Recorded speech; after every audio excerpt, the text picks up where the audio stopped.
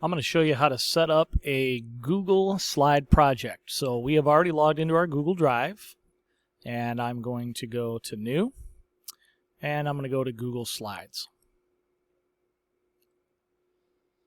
This is going to open an untitled presentation, and when it opens an untitled presentation, let's dismiss this.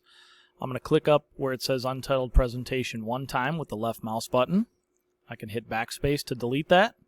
And then I'm going to put the hour, my last name, and the name of the project. So we're going to assume you're in first hour, so you're going to put a 1. And then an underscore, which is shift and hyphen, also known as dash. It's between the 0 and the equal sign at the top of the keyboard. Again, shift and dash. And then I'm going to put my last name, capitalized, another underscore, and then I'm going to put all capitals TIML, which is technology in my life. I'm going to hit enter, and I have now created my Google Slide project.